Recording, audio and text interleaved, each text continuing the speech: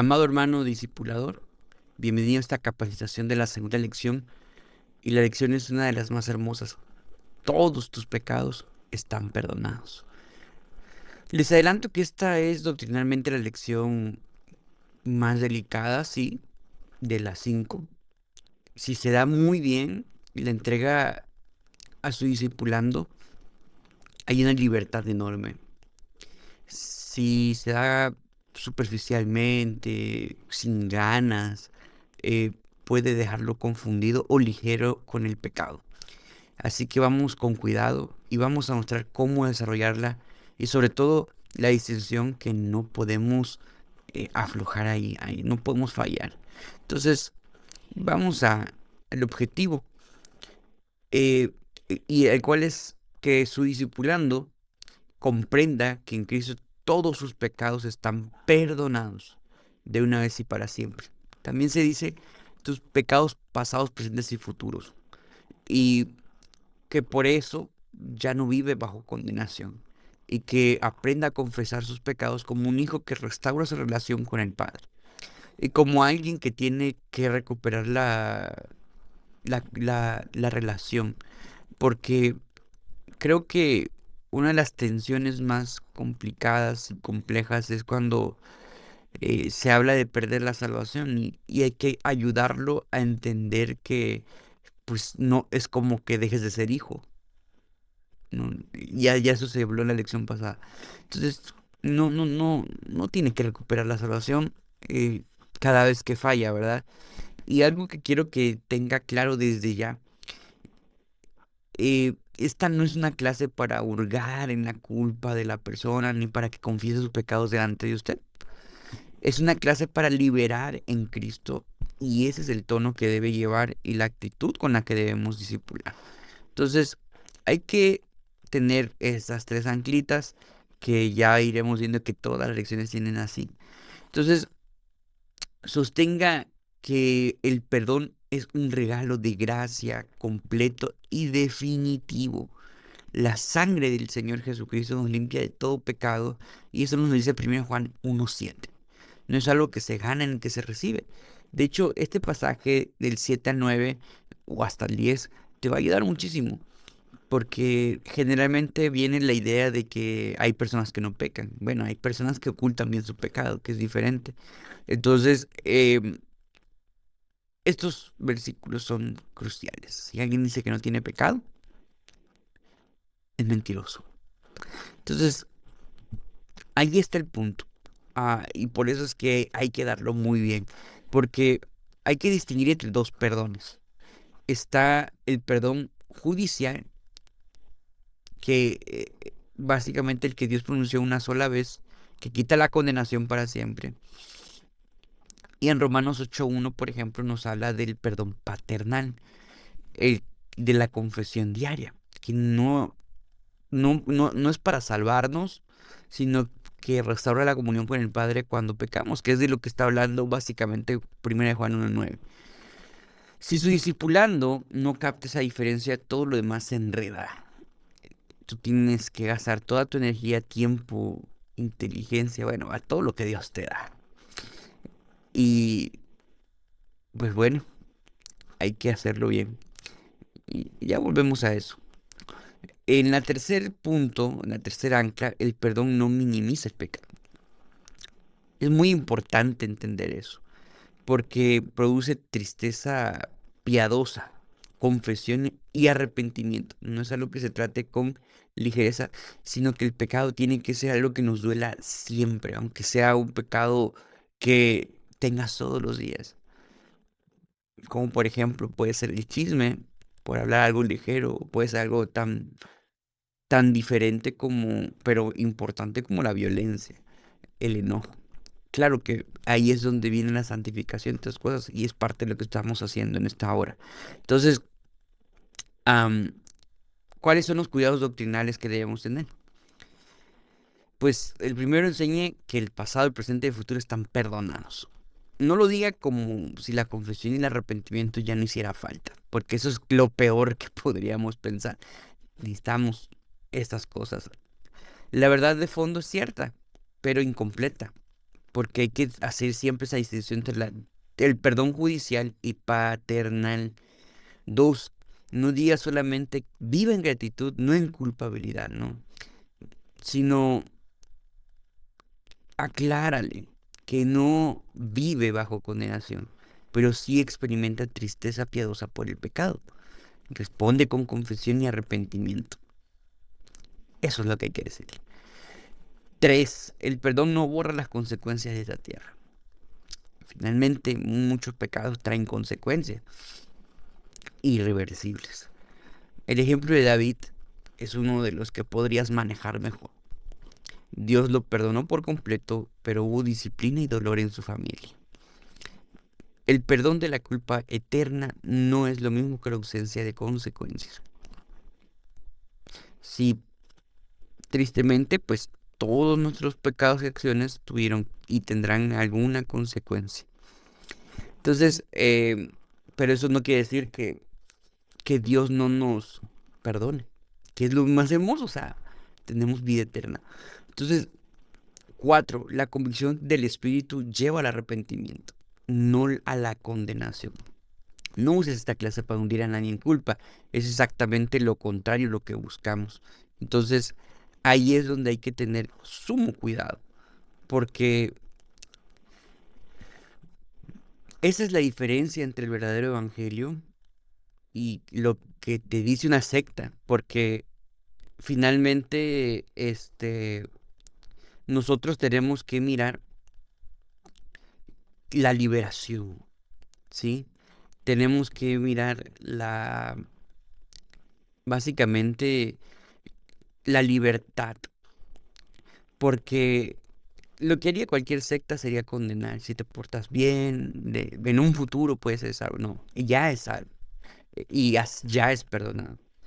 Entonces, cinco, el perdón no es un permiso. Somos perdonados para obedecer. La gratitud por el perdón es lo que empuja a la nueva vida. Entonces, es lo que debemos tener como cuidado. Ahora, ¿cómo abrir la clase? Porque esto es importante. Eh, un saludo cálido. Este tema toca heridas. Algunos llegan cargados de culpa. Recibe con gracia.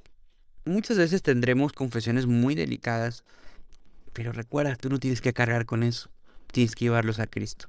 Entonces, em, finalmente, lo segundo, entre por la palabra. Uno de ellos podría ser Miqueas 7:12. Esa promesa es hermosa. Dios echará en lo profundo del mar todos nuestros pecados. Deja que el texto abra el corazón. Y tercero, ora pidiendo que su discipulando reciba esta verdad. Que no solo la entienda, sino que la reciba, que realmente entienda que está perdonado en Cristo y que no hay nadie que lo pueda culpar. Romanos 8 es hermoso también en eso. ¿Quién acusará a los escogidos de Dios? Dios es quien justifica. O sea, ahí es donde nosotros tenemos que tener muy presente cómo abrir la clase. Ahora, ¿cómo usar la ilustración de la deuda? La ilustración de la deuda del manual es algo hermoso porque te ilustra que hay una deuda enorme, imposible de pagar, que alguien más saldó por completo. El acreedor ya no puede cobrar nada porque está totalmente pagado. Así es el perdón de Dios, completo y definitivo. Así que es importante que nosotros tengamos estudiada esta ilustración. Em, no lo cuentas nada más y síguelo, sino pregúntale. ¿Cómo se sentiría alguien a quien le perdona una deuda que jamás habría podido pagar? Si hay un menor de edad de por medio, pues hay que ver la manera, ¿no? Pero sí hay que llevar a estudiar la ilustración para que la persona diga con sus palabras. Ahí se vuelve personal. Y el mío cuidado es siempre, use solo esta ilustración. No invente historias ni casos que le pasaron a alguien. Si no está en el texto, no es verificable y no lo uses. Em, Finalmente es mejor afinar lo que se tiene que pues tratar de meter algo que no es orgánico en el texto. Entonces, la confesión, eh, es importante y es un punto que no se puede saltar. Em, es el más contundente a los nuevos creyentes y hay que explicarlo así de sencillo. Cuando usted creyó en Cristo, Dios lo declaró perdonado una vez y para siempre. Esa sentencia no se repite ni se pierde. Pero como hijo, cuando peca, confiesa sus pecados y no lo hace para volver a ser salvo, sino para restaurar la comunión, la cercanía con el Padre. Es como un hijo que ofende a su papá. No deja de ser hijo, pero necesita reconciliarse para que la relación fluya de nuevo, ¿sí? Si su discipulando entiende esto, se libra de dos errores a la vez. Creer que cada pecado lo vuelve a condenar y creer que ya no necesita confesar nada. La confesión no recupera la salvación, restaura la comunión. Entonces, vamos a aplicarlo a la vida. Hay que aplicar la verdad a la vida real de su discipulando.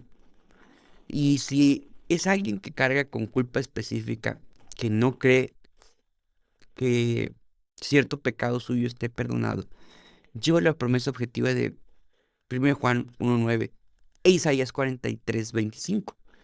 Dios dice que borra nuestras rebeliones y no se acuerda de nuestros pecados. La base no es lo que Él siente, sino lo que Dios promete. Y siempre hay que borrar esta parte de los sentimientos en cuanto al cuando se contrasta con la verdad de Dios. Sin duda alguna, los sentimientos no cambian la verdad. El cómo yo me sienta por una verdad no cambia la verdad, ¿sí? Puede ser un ejemplo extremo, ¿no? Que mi familiar cristiano murió, pero yo me siento consolado, incluso con gozo, porque sé que está en el reino de los cielos, y eso no debe cambiar la verdad. Entonces, el cómo yo me sienta con la verdad no cambia la verdad. Ahora, si es alguien que le cuesta perdonar a otros, trabaje en el perdón extendido. Quien ha entendido cuánto se le perdonó, aprende a perdonar. Identifique juntos a alguien a quien deba perdonar y un paso concreto hacia la reconciliación. Entonces, vamos a las preguntas, cómo guiarlas. Ya sabes, da tiempo, escucha más de lo que hablas. Segundo, si su discipulando le dice que hay un pecado que no logra creer que Dios le perdonó, no lo mande a esforzarse por sentirse perdonado. Llévalo a la promesa de Dios, que es firme aunque los sentimientos fallen. Nuestra fe no está basada en los sentimientos vienen después de conocer la verdad. Lo tercero y más importante, y escúchame bien, usted no es un confesionario. No indague los pecados específicos de su discipulando. No lo presione a contarle lo que hizo. Si por confianza él comparte algo, recíbelo con muchísima gracia. No lo presiones a contarte lo que hizo, ¿verdad? Guárdalo con absoluta discreción y apúntalo siempre de vuelta a Cristo. Discipular no es interrogar, es acompañar a alguien hacia el perdón que ya está en Cristo. Y sin duda alguna, en la experiencia finalmente sí te cuentan muchas cosas.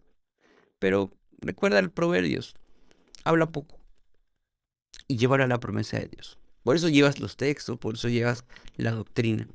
Entonces, ya sabes, la tarea de seguimiento, memorizar Juan 1:7, Romanos 8:1, practicar la confesión cada noche, recordando que Dios es fiel para perdonar. Anota cada día 3 cosas por las que agradece el perdón y que identifique a alguien a quien necesite perdonar. En el seguimiento, la próxima semana, pregunte cómo le fue, pero con el mismo cuidado. No le pida que le cuente qué confesó.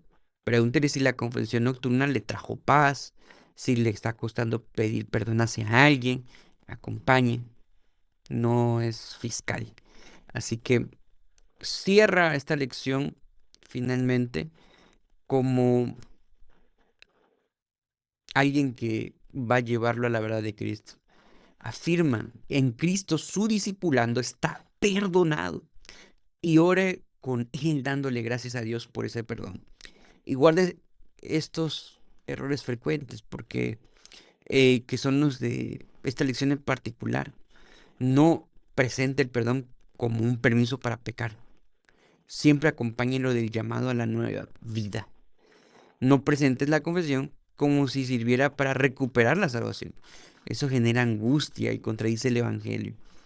No indague los pecados específicos de nadie y no convierta la culpa en neto. El motor de esta lección es la gracia, no el remordimiento. Así que,